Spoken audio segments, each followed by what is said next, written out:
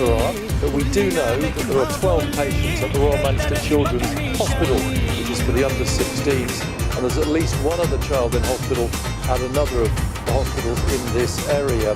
The sense I get from the emergency services, from North West Ambulance Service and from the local NHS is that they've made it clear nothing can prepare you for the shock and the horror and sadness at something like this. There is a quiet sense of relief, I think, that the disaster plan they've drawn up and they've worked very carefully on, they could put into practice. They had planned for an incident just like this, and that meant that individual hospitals like this one very quickly called in staff overnight. Lots of staff came in as part of that plan, and lots more did as well who were off duty, some of whom were told they weren't actually needed.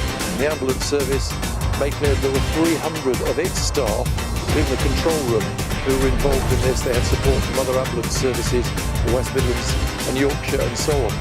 And one point the staff are wanting to make, some of them have come out to tell us, is they have been overwhelmed by the gratitude of local people.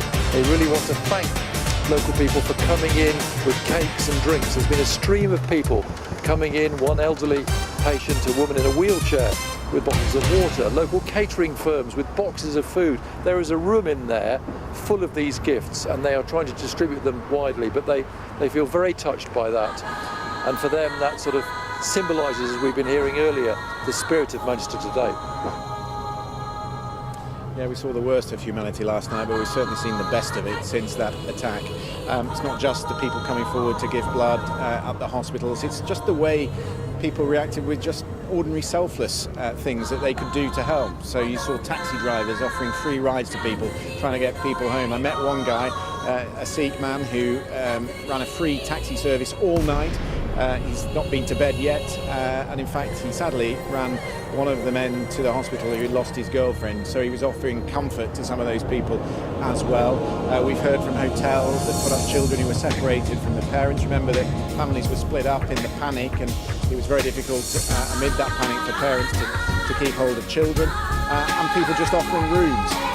Real extraordinary community spirit here in Manchester, and that is, I suppose, the heartwarming aspect of what has happened over the last 20 hours or so. Well, Sophie Long has been looking at that community spirit in a bit more detail. Manchester was a city understandably on edge this morning. Panic as another building in the city centre was evacuated. Smashed all the windows down in the Arndale to get out, and everyone just ran. This time it was a false alarm, and while the threat is felt acutely, people here are coming together. Human spirit, the defiance, is strong. No amount of evilness will ever dampen any good thought movement. Cab drivers who worked through the night, foregoing their fares, were back keeping the city moving again today. Mostly the teenagers, like 8 to 16, 14 years old. All these girls, they're crying, and the mothers and the parents are as well, they're crying. Just we take to the home, take to the hotel, take to the train station.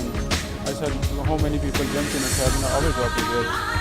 When I ask people how they feel about what happened here, so many people have said to me, I have no words. And words